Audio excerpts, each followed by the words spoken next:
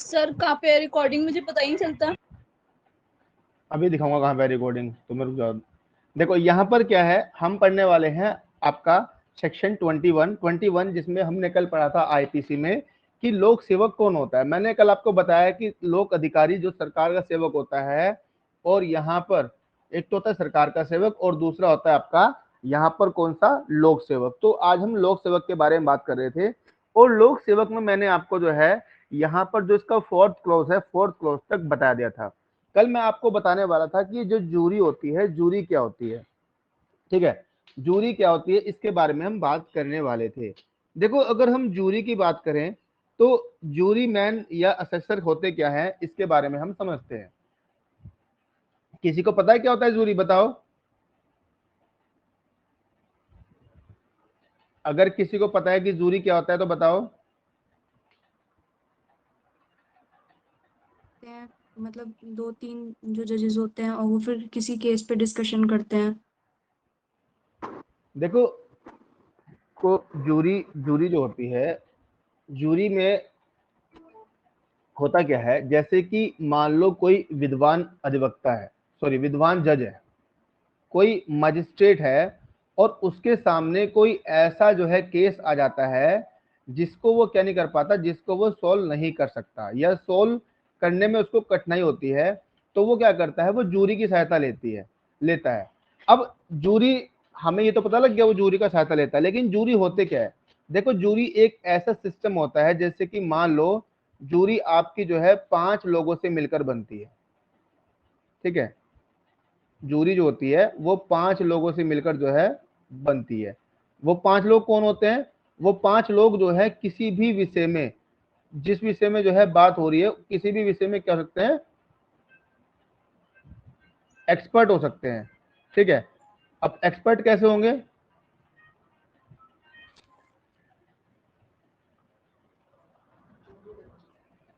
Expert कैसे होंगे, देखो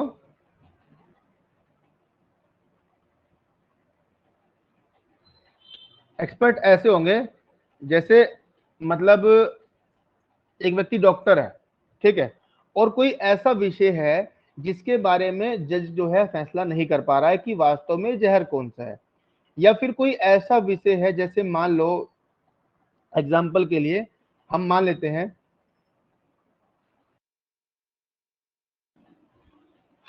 हैं, कि जैसे रिटायर्ड जज होते हैं। अब वो क्या करता है, वो अपनी एक बेंच बिठाता है कि भाई इतने लोग बैठो, 5 लोग बैठो। अब 5 लोग जो है क्या करते हैं, उस सब्जेक्ट के बारे में डिस्कस करते हैं कि भाई इसमें क्या होना चाहिए, इसमें क्या नहीं होना चाहिए। तो यहाँ पर जूरी क्या करती है, जूरी सलाह देती है। जैसे कि मान लो एग्जाम्पल के लिए हम 5 लोग हैं, ठीक है, हम 5 लोग हैं, हम 5 लोगों ने मिलकर क्या किया, हम 5 लोगों ने मिलकर जो है एक बेंच बनाई। कोई ऐसा विषय है, कोई ऐसा सब्जेक्ट है जिसके बारे में हमें क्या करना है, जिसके बारे में हमें सलाह करनी है या मशवरा करना है। तो यहाँ पर वो जो 5 लोग होते हैं वो न्यायाधीश को अपनी राय देते हैं कि भाई देखो मेरी राय में तो, एक मिनट जरा,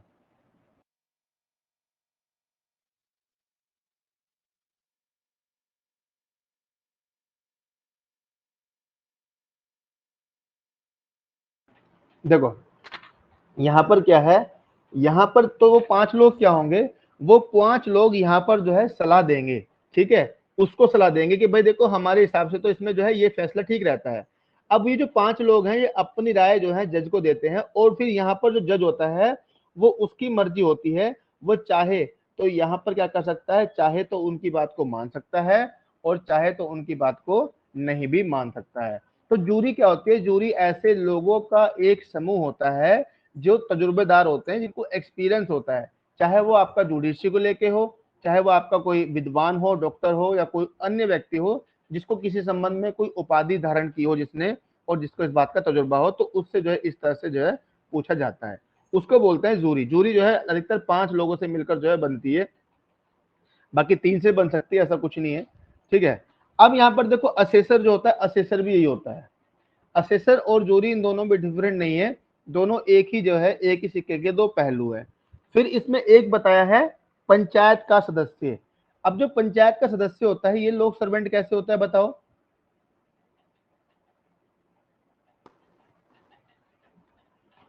देखो यहाँ पर जो पंचायत का सदस्य है उसको भी क्या है, उसको भी लोक सेवक माना गया है। अब जो पंचायत का सदस्य होता है इसका क्या मतलब होता है, एक मैंने आपको बताया था कि डेलीगेशन ऑफ पावर, पढ़ा था आप लोगों ने, डेलीगेशन ऑफ पावर, किसको याद है जरा बताओ, what is the meaning of delegation of power?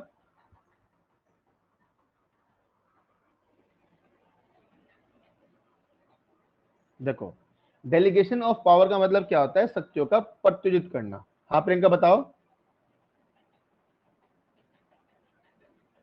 बताओ बताओ, माइक ओपन करो अपना।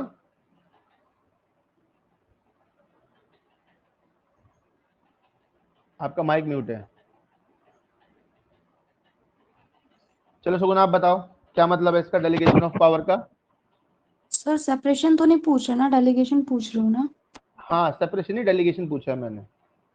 अगर किसी एक बॉडी के पास मतलब ज्यादा बर्डन हो जाता है तो वो फिर अपने जो सबॉर्डिनेट होते हैं उनको पावर डेलीगेट कर देती है कि अगर जो एक पर्टिकुलर जो सुप्रीम बॉडी है उस पे 5-6 काम है तो अपना बर्डन कम हम्म, करने के लिए नीचे वालों को भी पावर बांट देगी कि वो फिर बिल्कुल। उनके बिहाफ तो पे काम देख सकते हैं। बिल्कुल एग्जैक्टली यही बात है। अब यहाँ पर इनने क्या किया है, यहाँ पर जो जस्टिस है, पहले टाइम में क्या होता था, देखो ये बहुत टाइम पहले बात है, अब की बात नहीं है। पहले टाइम में ये था कि छोटे छोटे मामलों के लिए हर आदमी कोर्ट जाए, ये चीज सही नहीं है। तो वो क्या करते थे, उन्होंने कहा था कि भाई जो छोटे मोटे मामले, जो बहुत छोटे मोटे मामले होते हैं जिनकी नेचर बहुत सिंपल होती है, उनके विषय में क्या है, उनके विषय में हम आपको पावर दे रहे हैं। आप क्या कर सकते हो, आप उन विषयों का जो है समाधान कर सकते हो, आप उन विषयों के बारे में क्या कर सकते हो, समाधान कर सकते हो, और हम अपनी पावर आपको डेलीगेट कर रहे हैं। तो यहाँ पर पावर का इस प्रकार डेलीगेट जो है पंचायत सदस्य को दिया था। पंचायत का मतलब क्या होता है बताओ? पंचायत का मतलब होता है जहां पंच बैठते हैं, पंच मतलब 5 लोग बैठते हैं वहां पर, ठीक है, उनको बोलते हैं पंच, पंचो जिसको बोलते हैं। अभी 5 लोग मिलकर क्या करते हैं, 5 लोग मिलकर जो है किसी विषय के बारे में यहाँ पर जो है निर्णय लेते हैं, और उन 5 व्यक्तियों का जो निर्णय होता है वो गांव के लोगों के लिए सर्वमान्य होता है। तो यहाँ पर जो है यही बात बताई गई है कि पंचायत में जो है 5 लोग मिलकर बैठते हैं और क्या करते हैं, अपना जो है किसी विषय को लेकर न्याय करते हैं। तो यहाँ पर जो है पंचायत का जो सदस्य है, जो यहाँ का पंचायत का सदस्य है, उसको भी यहाँ पर क्या माना गया है, उसको भी यहाँ पर जो है लोक सेवक माना गया है। अब यहाँ पर क्वेश्चन की इंपोर्टेंसी क्या है उसको समझ लेते हैं। देखो यहाँ पर क्वेश्चन की इंपोर्टेंसी ये है कि एग्जाम में आपसे पूछेगा, क्या पूछेगा, कि निम्नलिखित में से कौन लोक सेवक है। वहां आपको 4 ऑप्शन मिलेंगे, जूरी, असेसर, पंचायत के सदस्य या उपरोक्त सभी। तो आपका वहां पर आंसर होगा ऑल ऑफ देम। याद रखना एग्जाम में इसी तरह से क्वेश्चन पूछता है वो, क्योंकि उसका जो मेन मोटिव होता है वो होता है क्या, उसका मेन मोटिव होता है कि बच्चों को जो है कंफ्यूज करना। अब आप सोचोगे पंचायत का सदस्य कहाँ होता होगा, पंचायत का सदस्य एक अलग चीज है, लेकिन नहीं, यहाँ पर जो है पंचायत के सदस्य को भी क्या माना गया है, यहाँ पर जो है लोक सेवक, ठीक है, लोक सेवक जो है माना गया है। अब देखो उसके बाद यहां पर नेक्स्ट आता है आपका छठा पॉइंट। छठा पॉइंट क्या कहता है, पढ़ो जरा शगुन, 6 नंबर पढ़ो।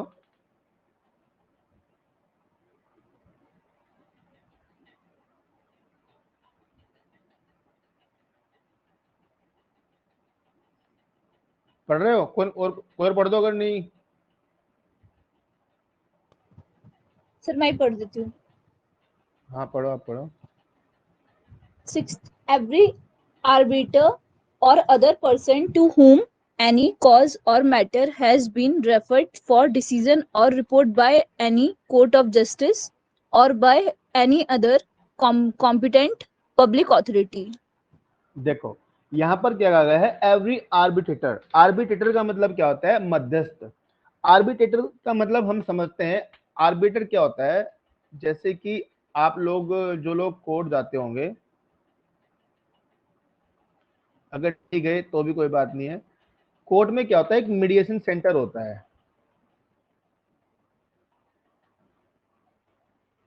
ठीक है। जो है मीडिएशन सेंटर होता है कोर्ट में।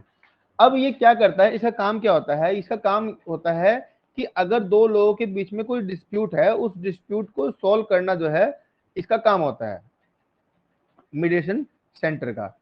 तो यहां पर क्या है, यहां पर जो मीडिएशन सेंटर जो होता है, इसके अंदर जो मध्यस्थम होते हैं, जो मध्यस्थम कार्रवाई की जाती है, और या कोई अन्य व्यक्ति, यहाँ लिखा है हर मध्यस्थ या अन्य व्यक्ति जिसको किसी न्यायालय द्वारा या किसी अन्य सक्षम लोक प्राधिकारी द्वारा कोई मामला या विषय विनिश्चय या रिपोर्ट के लिए निर्देशित किया गया है। एक तो जो है यहाँ पर क्या हो गया, जो मध्यस्थम होता है एक तो वो, और उसके अलावा कोई ऐसा कॉम्पिटेंट, कोई ऐसा जो है कॉम्पिटेंट क्या है पर्सन है, ठीक है, कोई ऐसा कॉम्पिटेंट पब्लिक अथॉरिटी जिसको क्या किया हो, जिसको कोर्ट ने जो है अथोराइज किया हो, ठीक है, यहाँ पर कोई अथोराइज पर्सन है या अथॉरिटी वाला पर्सन है, वो भी क्या होगा, वो भी यहाँ पर जो है आपका लोक सेवक समझा जाएगा। एग्जाम के पॉइंट ऑफ व्यू से इंपोर्टेंट है, आपको याद रखना है कि कोई भी जो है मीडिएटर हो या फिर क्या हो, या फिर यहाँ पर जो है न्यायालय के द्वारा क्या किया गया हो, ऐसे व्यक्ति को प्राधिकृत किया गया हो। लेकिन एक बात और इंपॉर्टेंट है कि यहाँ पर जो व्यक्ति, जो न्यायालय जो है क्या कर रहा है, किसी व्यक्ति को एथोराइज कर रहा है, किसी व्यक्ति को अथॉरिटी दे रहा है, उसका भी क्या है, उसका भी कॉम्पिटेंट होना जरूरी है। अगर वो खुद ही कॉम्पिटेंट नहीं है, ठीक है, अगर वो जो है कॉम्पिटेंट खुद ही नहीं है, तो इट मीन्स क्या है, इट मीन्स यहाँ पर जो है ऐसा व्यक्ति यहाँ पर पब्लिक ऑफिसर यानी लोक सेवक नहीं समझा जाएगा। एग्जाम में क्वेश्चन आता है कि क्या कोई मीडिएटर भी, कोई आपका जो है आर्बिट्रेटर भी लोक सेवक हो सकता है, तो आपका आंसर होगा जी बिल्कुल हो सकता है। कहां पर बताया गया है, तो आर्टिकल 21 के क्लॉज 6 में बात बताई गई है। इंपोर्टेंट बात है एग्जाम के पॉइंट ऑफ व्यू से, तो इसको आपको याद रखना है, ठीक है। उसके बाद देखो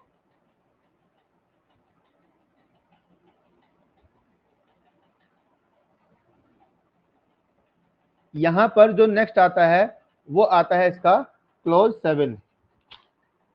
सातवें में कहा गया है कि हर व्यक्ति जो ऐसा पद को धारण करता हो जिसके आधार से वह किसी व्यक्ति को परिरोध में करने रखने के लिए संसक्त हो। इट मीन्स कहने का मतलब है कि every person who holds any office by virtue of which he is empowered to place और keep any person in confinement. यानी कहने का मतलब यह है कि जिस व्यक्ति को क्या, कोई ऐसा व्यक्ति है जिसने कोई पद धारण किया हुआ है और वो किसी को कंफाइनमेंट करने के लिए क्या है, उसके पास पावर है, किसी व्यक्ति को वो अवरोध में या परिरोध में रख सकता है, यहाँ पर ऐसे व्यक्ति को लोक सेवक कहा गया है। एग्जाम्पल के लिए यहाँ पर जैसे जैसे पुलिस वाले होते हैं, ठीक है, जैसे पुलिस हो गई या और कोई ऐसा जो है ऑफिसर होता है, तो उसको यहाँ पर क्या माना गया है, उसको यहाँ पर आपका जो है पब्लिक यानी लोक सेवक माना गया है।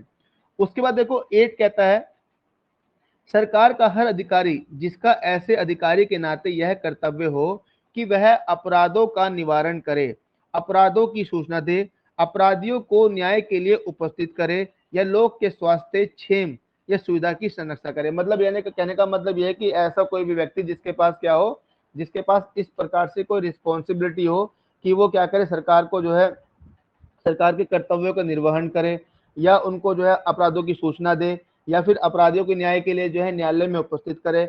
इसके अलावा जो है स्वास्थ्य, क्षेम और जो है हर सुविधा की संरक्षा करे, जिससे क्या हो सके, जिससे लोग का हित हो सके, जिससे पब्लिक वेलफेयर हो सके। तो यहाँ पर ऐसे व्यक्ति को भी क्या माना गया है, ऐसे व्यक्ति को भी लोक सेवक माना गया है।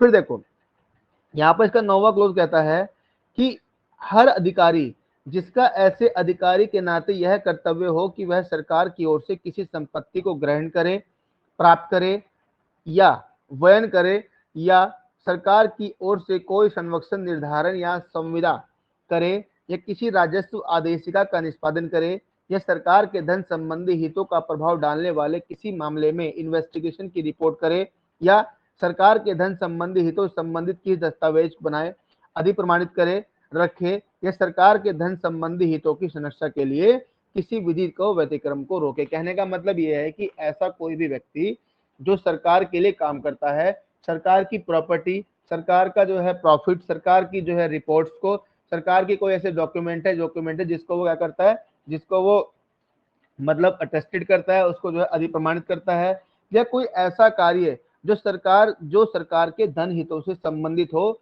उसकी रक्षा करने के लिए विधि के व्यतिक्रम को रोके। यानी कोई ऐसा व्यक्ति जो सरकार के लिए काम करे और सरकार की जितनी भी आपके जो है ड्यूटीज होती हैं, जितने भी कर्तव्य होते हैं जो मैंने आपको पढ़ाए हैं, उन सबके बारे में क्या करे, उन सबके बारे में कार्य करे, तो ऐसे व्यक्ति को भी यहाँ पर क्या माना गया है, ऐसे व्यक्ति को भी यहाँ पर आपका जो है लोक सेवक माना गया है।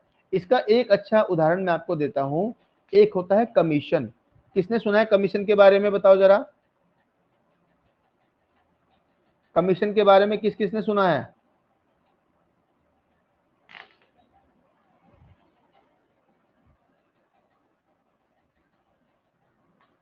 बताओ, कमीशन के बारे में किस किसने सुना है? सीपीसी में सुना नहीं था लोगों ने, आप लोगों ने?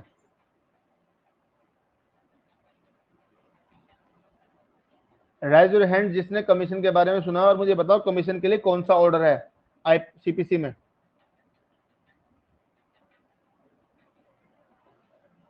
बोल गए आप लोग सब? चैट में बता दो, अगर नहीं बोला जा रहा तो कोई दिक्कत नहीं है, मुझे पता है सुबह सुबह के टाइम में बोला नहीं जा रहा होगा आप लोगों से बिना नाश्ते के। बताओ सविता जी, बताओ कौन सा ऑर्डर है?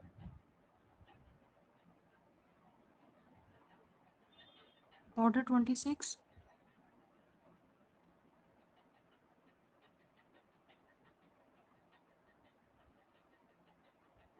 कमीशन के लिए ऑर्डर 26 है, बताओ।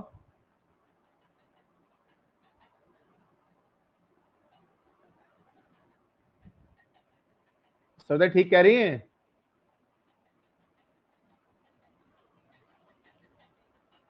क्या बात है भाई, और लोग कहाँ चले गए? एक ही बंदा है क्या बस?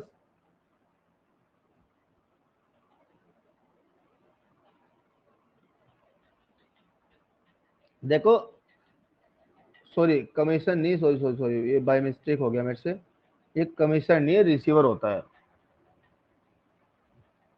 रिसीवर का पूछना था, मैं सोचता रहा हूँ, मैंने कहा बताओ रिसीवर के लिए।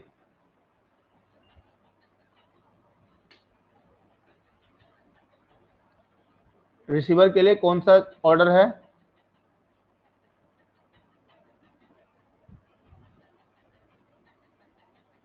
ऑर्डर 40। बिल्कुल, ऑर्डर 40 रिसीवर के लिए जो है ऑर्डर 40 है, याद रखा करो भाई। सीपीसी में जो है, हाँ ऑर्डर 40 है, ठीक है। ऑर्डर 40 में आपका जो है रिसीवर के बारे में बताया गया है, यहाँ पर याद रखना है, ऑर्डर 40 में रिसीवर के बारे में बताया गया है। तो ये वही रिसीवर है जिसकी हम बात कर रहे हैं, ना कि ऐसा होना चाहिए, ये उसी के बारे में बात कर रहा है। यहाँ पर जो रिसीवर होता है, रिसीवर को पावर है कि वो गवर्नमेंट की प्रॉपर्टी, अगर यहाँ पर जो है जज चाहे तो प्रॉपर्टी को जो है अपने कब्जे में ले सकता है, उसके जो धन संबंधी मामले हैं उनको जो है क्या कर सकता है, अपने हैंड ओवर लेकर यहाँ पर जो है कार्य कर सकता है। और एक बात और ध्यान रखना, यहाँ पर जो रिसीवर है, कभी कभी एग्जाम में ये दे देगा सीधा लिखा हुआ कि बताओ रिसीवर जो है क्या है। तो देखो रिसीवर आपका जो है एक पब्लिक ऑफिसर माना जाता है, और ये जो है न्यायालय का अधिकारी भी माना जाता है, ठीक है। ये दोनों बातें आपको यहाँ पर याद रखनी है। क्या बात है, मेरी आवाज क्लियर नहीं आ रही क्या? हेलो, सर आ रही क्या है, मेरी वॉइस क्लियर है क्लियर नहीं आपकी है? आवाज। ठीक है, नहीं बच्चे लेफ्ट होके बार बार ज्वाइन हो रहे हैं ना, तो मुझे लगा शायद, ठीक है। तो देखो यहाँ पर जो रिसीवर होता है उसके बारे में आपका 9 में बताया गया है इसके।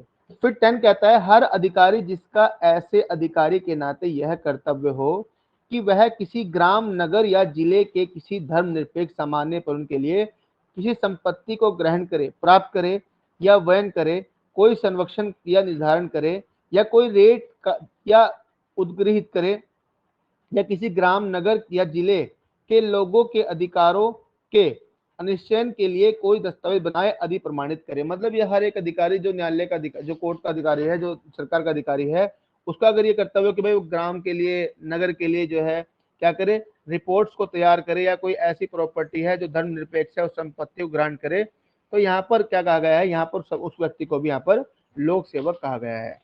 ये तीनों चारों जो पॉइंट है वो इंपॉर्टेंट है एग्जाम के पॉइंट ऑफ व्यू से, एग्जाम में पूछेगा तो आपको यहाँ पर पता होना चाहिए। उसके बाद देखो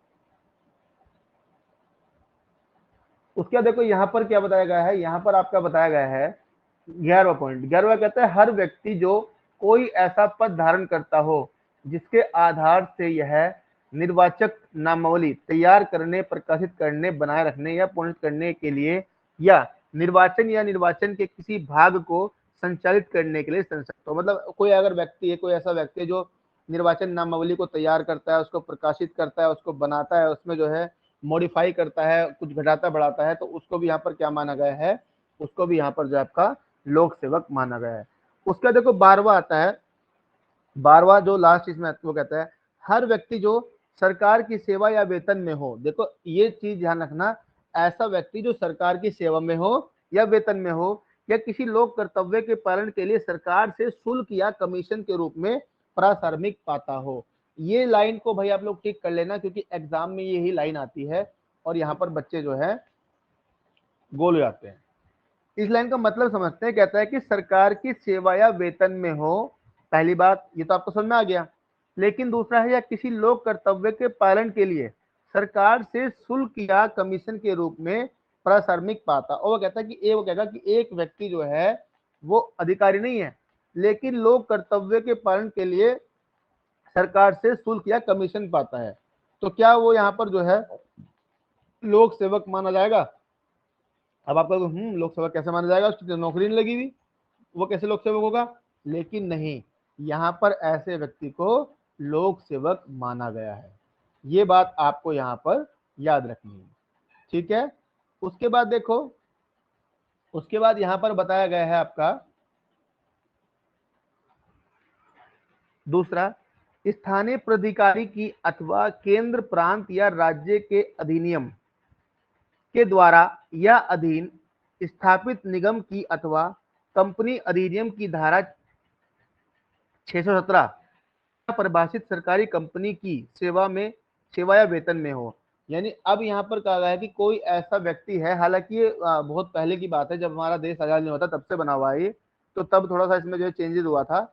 लेकिन यहाँ पर ये कहा गया है कि जो सरकारी कंपनी है और उसका कोई सेवक है, सरकारी कंपनी जो है उसका कोई सेवक है, तो उसको भी यहाँ पर जो है लोक सेवक माना जाएगा। जैसे हमारे यहाँ पे बेचल है और बहुत सारी कंपनियां हैं, जैसे ONGC है, तो इनको भी यहाँ पर क्या माना गया है, इनको भी यहाँ पर जो है आपका लोक सेवक माना गया है। ये बात आपको यहाँ पर याद रखनी है जो बताई गई है। तो देखो इस प्रकार से जो है यहाँ पर मैंने आपको बताया है सेक्शन 21 के बारे में।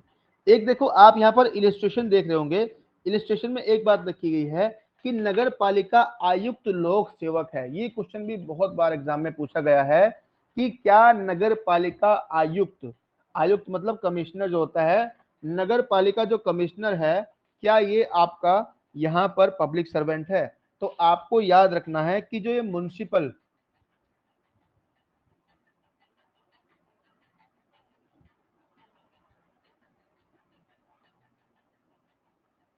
ये क्वेश्चन बहुत बार पूछा गया है भाई, इसको याद रखना नगर पालिका वाले के बारे में।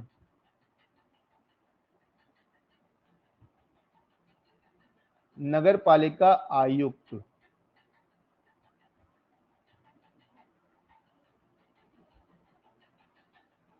ठीक है, नगर पालिका जो आयुक्त है ये भी आपका क्या है, ये भी आपका जो है लोक सेवक है। इस बात को याद रखना, एग्जाम के पॉइंट ऑफ व्यू से इंपोर्टेंट है। अब देखो इसमें जो है यहाँ पर कुछ एक्सप्लेनेशन दिए गए हैं, इसमें कुछ एक्सप्लेनेशन दिए गए हैं। एक्सप्लेनेशन में फर्स्ट एक्सप्लेनेशन क्या कहता है, स्पष्टीकरण कहता है ऊपर के वर्णों में से किसी में आने वाले व्यक्ति लोक सेवक है, चाहे वे सरकार द्वारा नियुक्त किए गए हो अन्यथा नहीं। कहने का मतलब है कि जितनी बातें हमने ऊपर पढ़ी है, जितने लोग हमने ऊपर पढ़े हैं, उन सबको जो है लोक सेवक माना गया है, उन सबको जो है पब्लिक ऑफिसर माना गया है।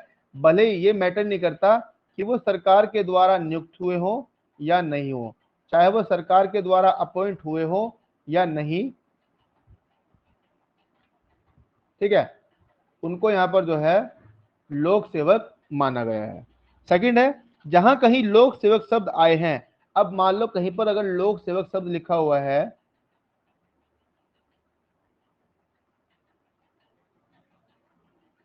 तो इसका क्या मतलब है, अगर कहीं पर लोक सेवक आपको लिखा हुआ मिल जाता है तो यहां से आपको एक बात याद रखनी है। क्या बात याद रखनी है?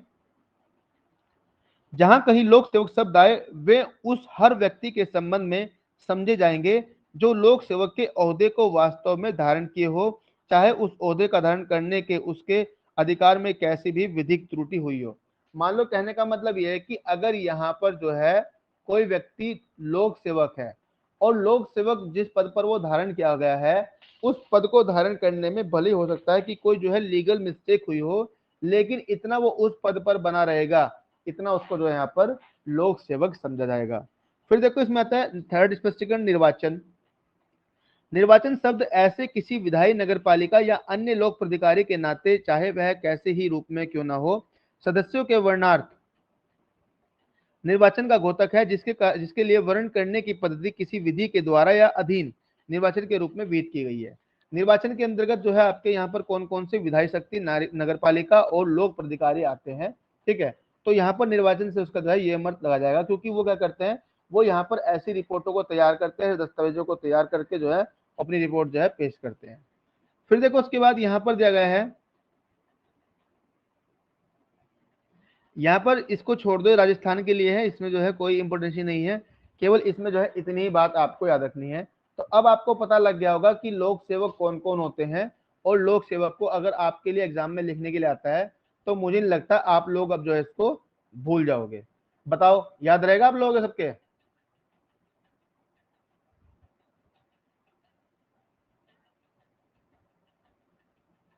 ठीक है। अब देखो,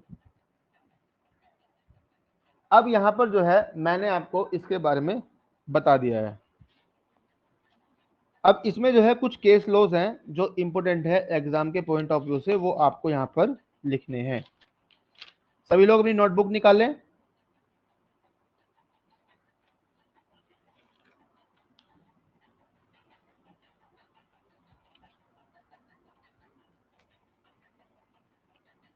सभी लोग अपनी जो है नोटबुक को ओपन करें। देखो नोटबुक को ओपन करके ये तो आपको पता लग गया कि ये लोग जो है आपके पब्लिक ऑफिसर हैं। इसके अलावा मैं कुछ और लिखवा रहा हूं आपको, ठीक है, इनको भी लिख लो और उसके बाद जो है केस लॉज लिखना शुरू करना। फर्स्ट लिखो इसमें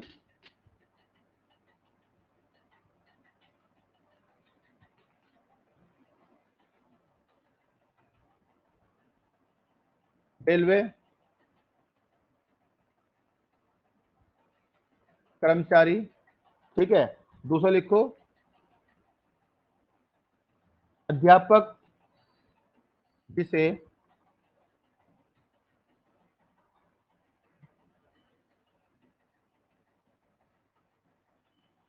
सरकार से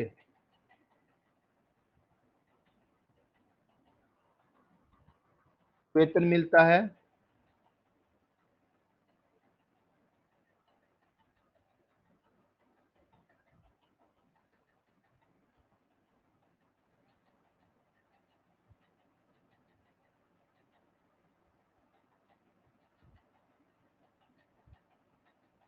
फिर लिखो नेक्स्ट, सहायक वायु सेवा का सदस्य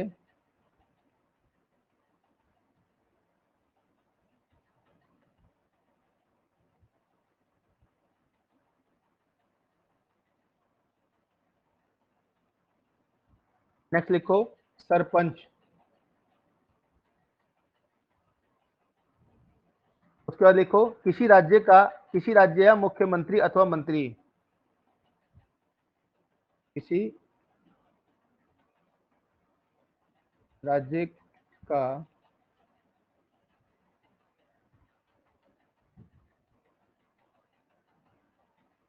मंत्री अथवा मुख्यमंत्री, ठीक है। नेक्स्ट लिखो नगर पालिका की प्रबंध समिति का अध्यक्ष, नगर पालिका की प्रबंध समिति का अध्यक्ष।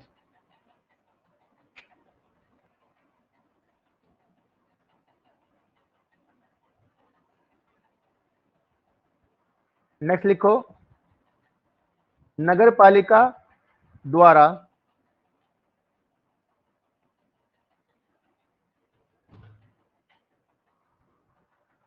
नियुक्त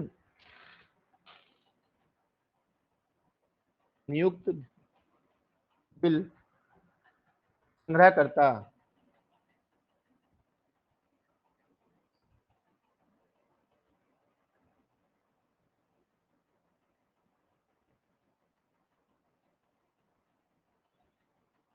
ठीक है, उसका लिखो, पंजीकृत सहकारी समिति का पंजीकृत सहकारी समिति का कर्मचारी अथवा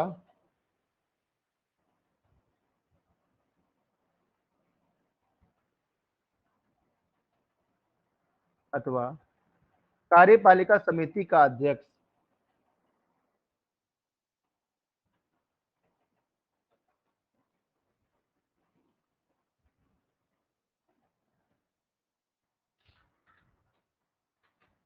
अध्यक्ष सॉरी सदस्य सदस्य सदस्य समिति का सदस्य।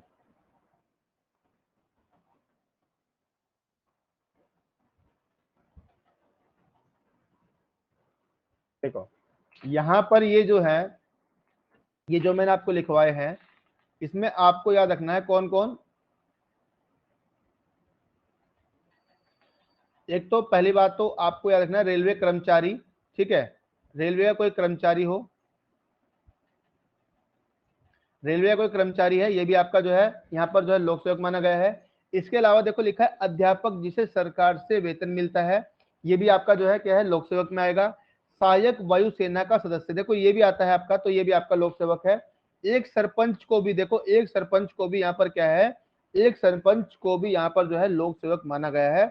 जैसे मैंने आपको बताया ना कि जो पंचायत होती है, पंचायत में जो सदस्य बैठते हैं,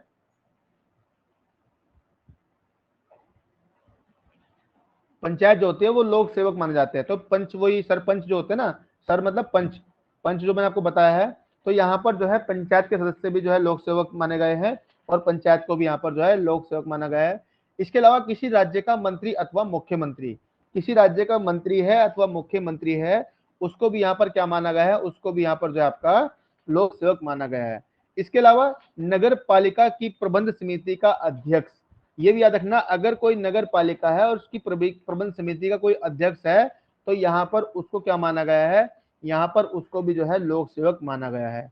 उसके अलावा नगर पालिका द्वारा नियुक्त बिल संग्रहकर्ता, जो नगर पालिका द्वारा कोई ऐसा व्यक्ति है, कोई ऐसा व्यक्ति नियुक्त किया गया है जो बिल को संग्रह करता है, कलेक्ट करता है, उसको भी यहाँ पर जो है लोक सेवक माना गया है। और लास्ट बताया गया है पंजीकृत सहकारी समिति का कर्मचारी अथवा कार्यपालिका समिति का सदस्य। तो देखो इस प्रकार से ये सब क्या है, वो जो हमने पढ़ा वो तो है ही, इसके अलावा इनको भी यहाँ पर जो है क्या माना गया है, लोक सेवक माना गया है। ठीक है, ये बात आपको यहाँ पर याद रखनी है। समझ में आ गई इतनी बात आपको, बताओ। ठीक है, इसमें देखो, इसमें एक केस लो लिख लेते हैं, इसमें एक केस लो लिख लेते हैं। अब केस लो लिखना शुरू करो।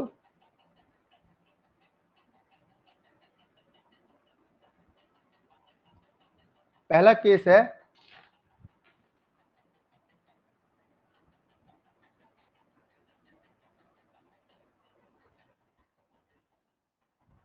एम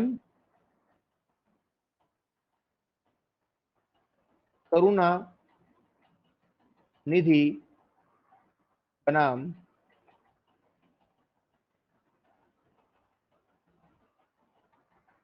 भारत संघ।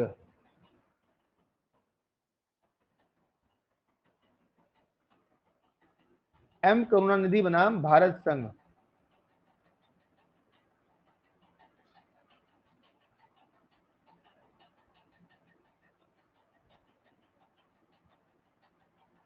ठीक है, इसमें लिखो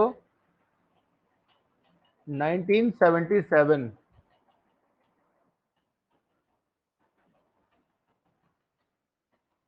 सर भारत संघ से मतलब यूनियन ऑफ इंडिया ना? Yes, union of India.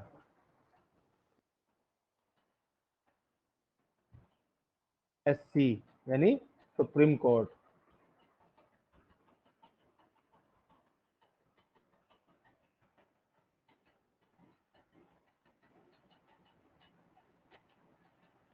देखो यहाँ पर एम करुणानिधि बनाम भारत संघ का एक मामला है जो आपका 1977 का है। अब इसमें कुछ ऐसे मामले हैं जिसमें केस टू केस डिसाइड किए गए हैं। जैसे कि मैं आपको बता रहा था अभी, देखो मैंने आपको बताया है यहाँ पर कि जो आपका ये जो मुख्यमंत्री होता है, कहां पर है ये रहा, ये जो मुख्यमंत्री होता है ये लोक सेवक होता है। ठीक है, कहां बताया गया, लिखो। एम करुणानिधि बनाम भारत संघ 1977 एससी के बाद में कहा गया कि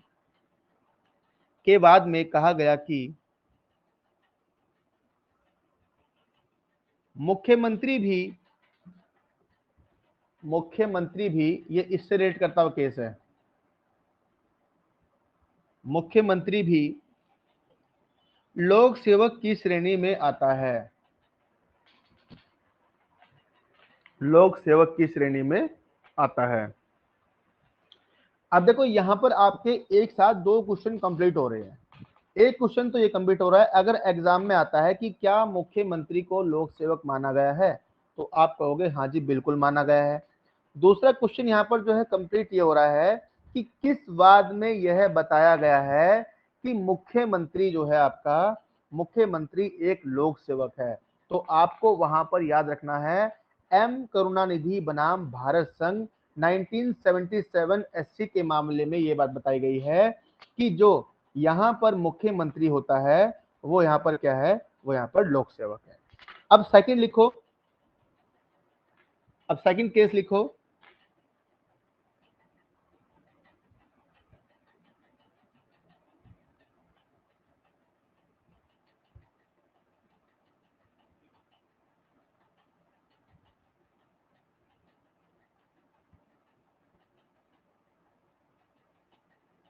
एक minute,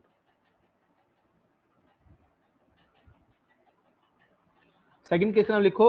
R S Nayak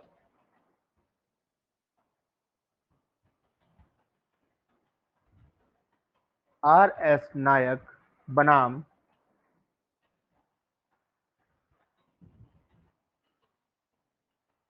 A R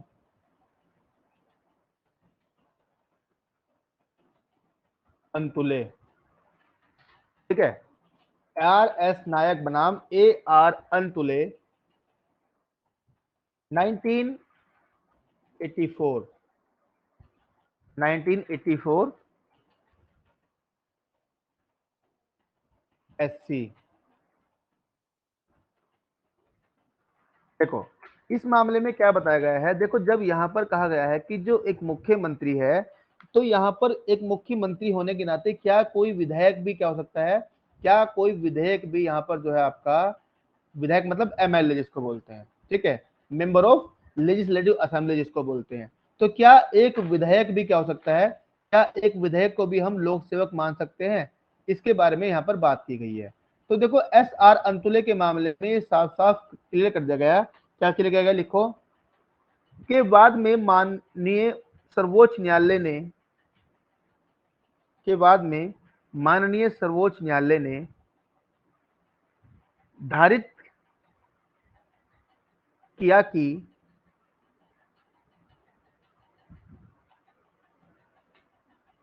MLA bracket में लिखो विधायक, एमएलए ब्रैकेट में लिखो विधायक लोक सेवक नहीं है, लोक सेवक नहीं है। इट मीन्स कहने का मेरा साफ साफ मतलब ये है कि अगर आपसे एग्जाम में पूछा जाता है कि क्या विधायक जो है, क्या विधायक लोक सेवक है, तो पहली बात तो आपको याद रखना है कि जो विधायक होता है वो लोक सेवक नहीं होता है।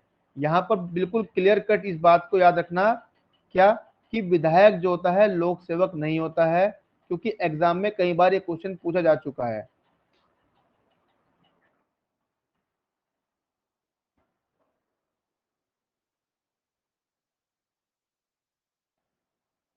विधायक लोक सेवक नहीं है। ठीक है, देखो यहाँ पर दो क्वेश्चन तैयार हो गए आपके। पहला क्वेश्चन क्या तैयार हुआ कि विधायक लोक सेवक नहीं है, पहली बात। दूसरा क्वेश्चन एग्जाम में पूछेगा कि किस मामले में यह बताया गया था कि जो विधायक होता है, जो MLA होता है, मेंबर ऑफ लेजिस्लेटिव असेंबली, उसको यहाँ पर विधायक नहीं, उसको सॉरी यहाँ पर जो है लोक सेवक नहीं माना गया है। तो केस का नाम है RS नायक वर्सेस AR अंतुले 1984। इस मामले में बताया गया था कि जो MLA होता है वो यहाँ पर आपका लोक सेवक नहीं होता है। तो देखो इतनी बात मैंने आपको बताई, आप सब लोगों को समझ में आई इतनी बातें। अब अगर एग्जाम में आपसे क्वेश्चन किसी भी तरह से पूछा जाता है तो आप हर तरह से प्रिपेयर हो इस सेक्शन को जो है वहां पर डिफाइन करने के लिए। सारी बातें मैंने आपको इसके बारे में बता दी हैं, लिखवा भी दी हैं। दो केस थे इसमें, वो भी मैंने आपको लिखवा दिए। अब एक इसके बाद और इम्पोर्टेंट जो है आपका सेक्शन आता है सेक्शन 22। सेक्शन 22 की इंपोर्टेंसी क्या है इसके बारे में बताने से पहले मैं आपको एक बात और बता दूं कि ये जो सेक्शन 22 है आईपीसी में, एक अकेली ऐसी सेक्शन है, जैसे कहते हैं नहीं कि 5 राजाओं के बीच में जो है एक निर्धन को बिठा देते हैं, सेम ऐसे जो है इस सेक्शन को भी यहाँ पर बताया गया है। आईपीसी में केवल एक सेक्शन ऐसी है ये जो सबसे अलग ही बात करती है, क्योंकि आईपीसी में यहाँ पर जो सेक्शन 22 है इसमें जंगम संपत्ति, चल संपत्ति यानी मूवेबल प्रॉपर्टी के बारे में बात की गई है। कई बार एग्जाम में पूछा जाता है कि जंगम संपत्ति को आईपीसी में कहां पर डिफाइन किया गया है।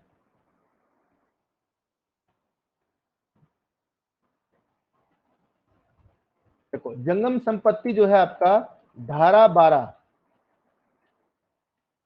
Sorry section 22, section 22। 22 में आप, हाँ सेक्शन 22 में आपका जो है यहाँ पर जंगम संपत्ति के बारे में बात की गई है।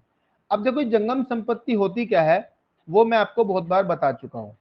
ठीक है, जब हमने टीपीए पढ़ा था, संपत्ति अंतरण अधिनियम पढ़ा था, तो मैंने वहां पर बताया था कि वो कौन कौन सी प्रॉपर्टी है जो मूवेबल है और वो कौन कौन सी प्रॉपर्टी है वो इमूवेबल है। तो यहाँ पर मैं इस बारे में ज्यादा चर्चा नहीं करने वाला हूँ, लेकिन फिर भी थोड़ा सा मैं आपको इसके बारे में बता देता हूँ। इसके अलावा अगर आपका फिर भी मन है कि भाई हमें थोड़ा सा जो है हमें थोड़ा पता लगना चाहिए कि जंगम संपत्ति कौन सी होती है कौन सी नहीं होती है, ठीक है, तो इसके लिए मैं आपको बता दे रहा हूं।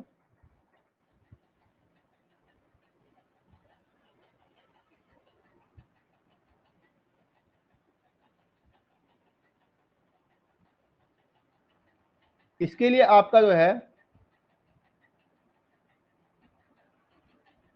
यहां पर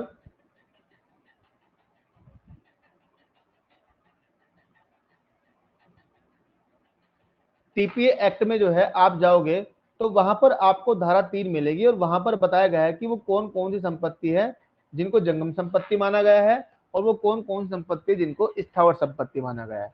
जंगम संपत्ति मूवेबल प्रॉपर्टी का मतलब ये होता है, मूवेबल प्रॉपर्टी एक ऐसी प्रॉपर्टी होती है जिसको आसानी से मूव कर सकते हैं, जिसको आसानी से जो है एक स्थान से जो है दूसरे स्थान पर आप ले जा सकते हो, इसको यहाँ पर जो है जंगम संपत्ति कहा जाता है।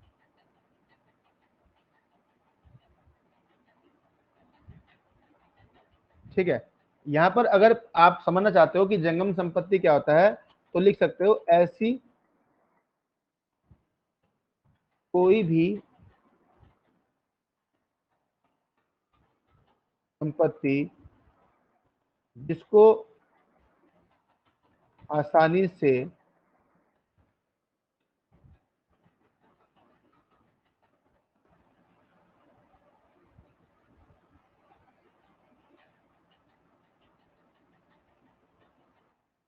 एक स्थान से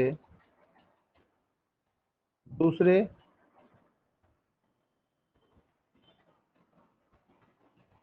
स्थान पर ले जाया जा सके। देखो अगर यहाँ पर आप समझना चाहते हो कि जंगम संपत्ति क्या होती है, तो जंगम संपत्ति के अंदर ऐसी संपत्ति आती है जिसको एक स्थान से दूसरे स्थान पर जो है आसानी से क्या हो सके, आसानी से जो है पहुंचाया जा सके। अब देखो यहाँ पर कहते हैं कि चल संपत्ति के अंदर हर प्रकार की मूर्त संपत्ति आती है। मूर्त मतलब टेंजिबल, टेंजिबल जिसको हम टच कर सकते हो। किंतु भूमि वे चीज, वे जो भूवृद्ध हो या भूवृद्ध किसी चीज से अस्थायी रूप से स्थायी रूप से जकड़ी हो, इसके अंतर्गत नहीं आती है। कुछ प्रॉपर्टीज ऐसी भी है जिसको जो है इसके अंतर्गत शामिल नहीं किया गया है। अब वो कौन कौन सी प्रॉपर्टी है उसके बारे में हम देखते हैं। देखो जैसे कि मान लो अब जैसे कि स्टोन्स होते हैं, पत्थर होते हैं, पत्थर मूवेबल है या इमूवेबल है बताओ? जो पत्थर गंगा में पड़े हुए हैं वो मूवेबल है, इमूवेबल है? Sir movable. और बताओ? इमूवेबल है सर वो। इमूवेबल है। और बताओ? बताओ जो पत्थर जो है गंगा के अंदर पड़े हुए हैं वो मूवेबल है या इमूवेबल है?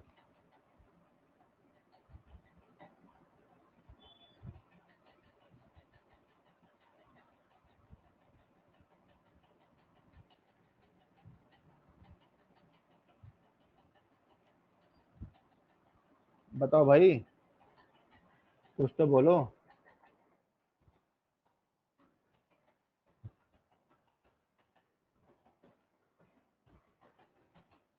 वो गाना सुना को हमने, पत्थर के सनम? बताओ गंगा में जो पड़े हुए पत्थर है वो आपके मूवेबल है, इमूवेबल है? दूसरा क्वेश्चन है इसमें,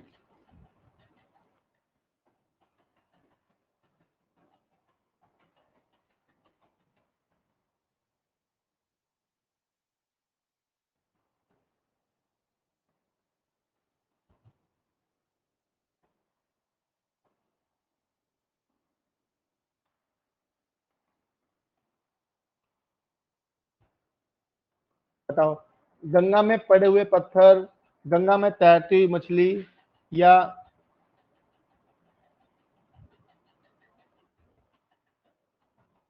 बिजली के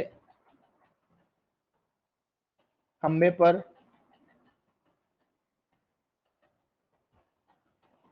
लगे तार? बताओ ये सब क्या है? गंगा में पड़े हुए पत्थर, गंगा में तैरती हुई मछली, सर बिजली इमूवेबल, के खंबे में लगे तार। मछली कोई प्रॉपर्टी सर थोड़ी होती बिजली है, वाला तो इमूवेबल है ना। इमूवेबल है देखो और गंगा और में वायर तैरती वाला भी मछली भी movable इमूवेबल है।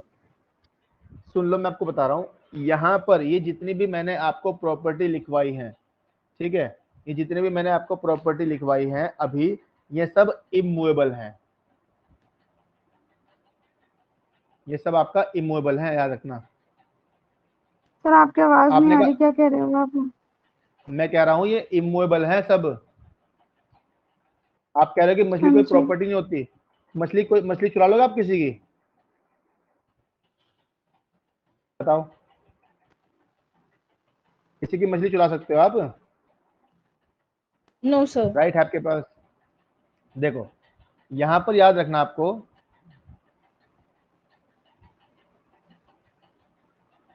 जो मछली होती है ना,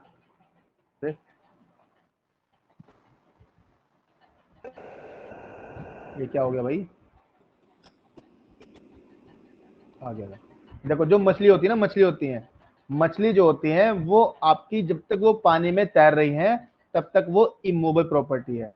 लेकिन जैसे ही वो पानी से बाहर आ जाती है तो वहां पर वो क्या हो जाती है, वो मूवेबल हो जाती है, क्योंकि उसको आसानी से चोरी किया सकता है। सेम इसी प्रकार से जो आपके पत्थर होते हैं, स्टोन्स होते हैं, जब तक वो स्टोन पड़े हुए हैं कहाँ पर, जब तक वो स्टोन पड़े हुए हैं गंगा में, तब तक तो क्या है, तब तक तो वो आपके जो है यहाँ पर इमूवेबल हैं। लेकिन जैसे ही उनको गंगा से बाहर निकाले जाता है तो वो क्या हो जाते हैं, आपके मूवेबल बन जाते हैं।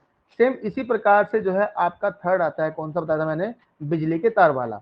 जब तक वो बिजली के तार खंबे से जुड़े हुए हैं तब तक वो इमूवेबल है। लेकिन जैसे ही उनको तार को काट कर नीचे डाल दिया जाता है तो वो क्या बन जाते हैं, वो आपके यहाँ पर मूवेबल बन जाते हैं। सेम ऐसे ही पेड़ है, पेड़ की जो शाखा है, पेड़ जो होता है, पेड़ जो जमीन में गड़ा हुआ है वो आपका इमूवेबल है। लेकिन जैसे उसको काट दिया जाता है तो वो आपका मूवेबल बन जाता है। ठीक है, तो ये बातें आपको यहाँ पर याद रखनी है जो एग्जाम के पॉइंट ऑफ व्यू से इंपोर्टेंट थी। क्या हुआ, मेरी वॉइस में प्रॉब्लम हो रही है क्या अभी? No sir. तब बहुत ज्यादा प्रॉब्लम हो रही है, मेरे को तो आ ही नहीं रही है। चलो ठीक है, चलो फिर आज इतने पढ़ते हैं, बाकी फिर जो है नेक्स्ट क्लास में मिलते हैं, ठीक है। नेक्स्ट क्लास इवनिंग में होगी, तब तक के लिए good bye, have a nice day.